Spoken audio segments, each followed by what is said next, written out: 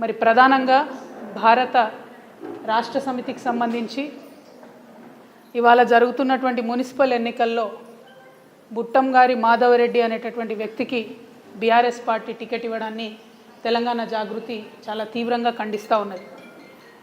బీసీల కోసం 42% ఏదైతే సాధించాలి రిజర్వేషన్లు రాజకీయంగా విద్యాపరంగా అనేటటువంటి అంశాల మీద, ఉద్యోగాలలో అనే అంశాల మీద తెలంగాణ జాగృతి గత 2.5 సంవత్సరాలుగా మడమతిప్పని పోరాటాలు చేస్తున్న విషయం ప్రజలందరికీ తెలిసిందే.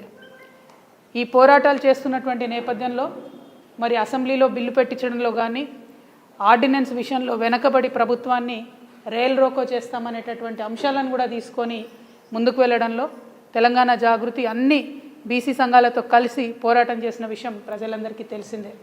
మరి మేమందరం కూడా కలిసి చేసినటువంటి పోరాటాల ఫలితంగా 42% బిల్లులు పెట్టి ఆ తర్వాత ప్రభుత్వం ఒక గవర్నమెంట్ ఆర్డర్ కూడా తీసుకొని రావడం జరిగింది. ఆ జీవోను ఆపడంలో కీలకమైనటువంటి పాత్ర పోషించింది 2 పిటిషనర్లు, అందులో బుట్టంగారి మాధవరెడ్డి అనేటటువంటి వ్యక్తి ఒకరు. మరి ఆ పిటిషనర్ని ఇవాళ బీఆర్ఎస్ పార్టీ బాజాప్తా టికెట్ ఇవ్వడము మున్సిపల్ ఎన్నికలలో అంటే బీఆర్ఎస్ పార్టీ మరి ఆ కేసు వేయించిందా, లేకపోతే బీఆర్ఎస్ పార్టీ బీసీలకు వ్యతిరేకమా, లేకపోతే బీఆర్ఎస్ పార్టీ 42% బీసీలకు రిజర్వేషన్ ఇవ్వడాన్ని కంప్లీట్గా వ్యతిరేకిస్తుందా అన్న విషయం మాత్రం ఆ పార్టీ స్పష్టం చేయాల్సిందిగా తెలంగాణ జాగృతి నుండి మేము డిమాండ్ చేస్తూ ఉన్నాం. ఎప్పుడైతే ఈ కేసు పడ్డదో ఆనాడే మేము చెప్పినాం, హరీష్ రావు గారికి సంబంధించినటువంటి మనుషులు, హరీష్ రావు గారికి సంబంధించినటువంటి పర్సనల్ లాయరు ఢిల్లీ వేదికగా ఈ యొక్క పిటిషన్ వేయించడం జరిగింది. ఆ 2 పిటిషనర్లు కూడా డైరెక్ట్గా హరీష్ రావు గారితో అనేక సందర్భాల్లో మరి కలిసి కనిపించినటువంటి వ్యక్తులను కూడా మేము చెప్పడం జరిగింది. అదేవిధంగా హరీష్ రావు గారి పర్సనల్ లాయర్ ఏదైతే ఉన్నారో ఈ పిటిషన్ వేయడంలో చాలా కీలకంగా వ్యవహరించారనేటటువంటి అంశాన్ని కూడా మీ అందరి ద్వారా ప్రజలకు తెలియజేస్తూ ఉన్నాం. ఆనాడు కేవలం ఒక హరీష్ రావు గారే దీని వెనుక ఉన్నారని నేను అనుకున్నా. కానీ ఆనాడు మేము చేసిన ఆరోపణలు యావత్తు బీఆర్ఎస్ పార్టీ ఈ కుట్ర వెనుక ఉంది అని రుజువు చేస్తూ ఇవాళ బుట్టంగారి మాధవరెడ్డి అనే వ్యక్తికి టికెట్ ఇచ్చారని నేను భావిస్తూ ఉన్నా.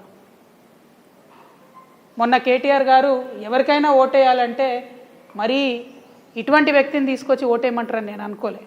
ఎందుకంటే ఇవాళ బీసీ బిడ్డలు తెలంగాణ సమాజంలో 56% మంది ఉన్నారు. వాళ్ళ నోటికాడి బుక్కను గుంజుకున్నటువంటి పిటిషనర్ను పట్టుకొచ్చి ఓటు వీళ్ళకి వేయండి అని బీఆర్ఎస్ పార్టీకి చెప్తే మరి ఓటు వేయాలన్నా బీఆర్ఎస్ పార్టీకి వద్దా ఆలోచించుకోవాల్సిందిగా యావత్తు తెలంగాణ బీసీ సమాజాన్ని కూడా నేను కోరుతా ఉన్నాను. ఇది ఎటువంటి రాజకీయం? మీరు కనీసం బీసీల కోసం ఒక మీటింగ్ పెట్టలే. ఎప్పుడు ఎట్లా పెట్టిరు? బీఆర్ఎస్ పార్టీ నుండి డైరెక్ట్గా నాయకత్వం ఎప్పుడు మాట్లాడలే. బీసీ ప్రజాప్రతినిధుల ఫోరం పేరిట మీటింగ్ పెట్టిరు. ఆ తర్వాత ఒక్కసారి తెలంగాణ భవన్లో మీటింగ్ పెట్టిరు. మొదలు జనగణన అన్నప్పుడు అసలు జనగణనకు పార్టిసిపేట్ చేయొద్దని చెప్పిర్రు, కన్ఫ్యూజ్ చేసిర్రు. అదంతా అయిపోయినాక రెండోసారి జనగణన చేయాలని చెప్పిర్రు. ఎక్కడా కూడా చిత్తశుద్ధితోని బీసీ మీటింగ్లు, బీసీల అంశంలో బీఆర్ఎస్ పార్టీ సపోర్ట్ చేయలే. అందరం గోల చేస్తే యావత్ సమాజం రోడ్ల మీదకి వస్తే మేము పెడతాం బీసీ మీటింగ్లు అని చెప్పారు. కానీ అవెన్నడూ కూడా మరి కార్యరూపం దాల్చలేదు.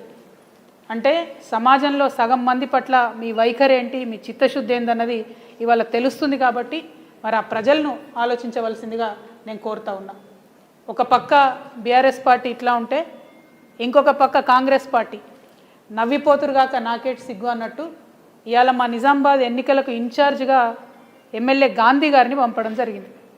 మరి గాంధీ గారు ఎవరు అంటే బీఆర్ఎస్ పార్టీ కోటాలో ఆయనకు పిఎస్సి చైర్మన్ వచ్చింది. ఆయన బీఆర్ఎస్ ఎమ్మెల్యేగా పిఎస్సి చైర్మన్ వచ్చింది. ఈ బీఆర్ఎస్ ఎమ్మెల్యేకు స్పీకర్ గారు క్లీన్ చీట్ ఇచ్చిండ్రు. ఈయన పార్టీ మారలేదు, ఈయన బీఆర్ఎస్ ఎమ్మెల్యేనే అని క్లీన్ చీట్ ఇచ్చారు. మరి ఈయన బీఆర్ఎస్ ఎమ్మెల్యే అయితే నిజామాబాద్ కాంగ్రెస్ పార్టీ ఎన్నికల ఇన్ఛార్జ్గా ఎట్లా వస్తాడు?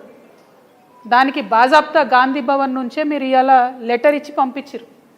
అంటే అధికారంలో ఉన్నటువంటి పక్షం ఘోరాతి ఘోరంగా ప్రజాస్వామ్యాన్ని అపహాస్యం చేస్తూ, ప్రజల యొక్క తీర్పును అవహేళన చేస్తూ వాళ్ళు ఒక పద్ధతి పాటిస్తారు, ప్రతిపక్షం ఇంకొక పద్ధతి పాటిస్తారు. ఎవరిని నమ్మాలి ప్రజలు ఈ టైంలో? ఎవరు కోటేయాలి ప్రజలు?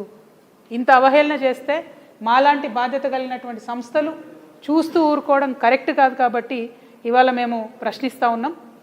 కాంగ్రెస్ పార్టీ నిన్న కూడా నేను డిమాండ్ చేసిన, ఒక పక్క సంజయ్ గారు జగిత్యాల ఎమ్మెల్యే సీఎం గారు ఆధ్వర్యంలో చేరినటువంటి వ్యక్తికి స్పీకర్ గారు క్లీన్ చీట్ ఇస్తారు.